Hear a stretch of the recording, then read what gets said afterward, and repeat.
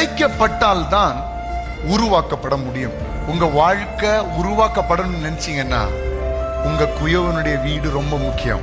ஐயோ நான் இப்படி உடைக்கப்படுவேன் நினைக்கலையே, ஏன்னா சில காரியங்களை கர்த்தர் அனுமதிக்கிறார் நம்ம உடைக்கப்படுவதற்கு. ஏன்னா அப்பதான் ஒரு அழகிய பாத்திரமாக நம்மை வனைந்தெடுக்க முடியும்.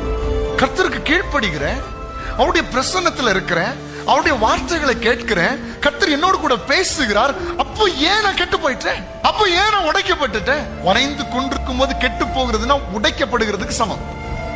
சரியான பக்குவத்துல வரலையே. ஏன்னா கர்த்தர் நம்முடைய தரிசனத்தை விரிவாக்குகிறார். அப்ப நீங்க உங்க வாழ்க்கையில என்ன போல யாரு கஷ்டப்படுறா நீங்க நினைப்பீங்க? உலகத்துல உங்க மனசுல நினைப்பீங்க என்ன மாதிரி கஷ்டம் யாருக்கு இருக்குது? உங்களை மாதிரி கஷ்டம் யாருக்கு இல்லைன்னாலும் எல்லாரை விட நீங்க கஷ்டப்படுறீங்கன்னா எழுதி வச்சுக்கோங்க, எல்லாரை விட நீங்க உயர்த்தப்படுவீங்கன்னு அர்த்தம்.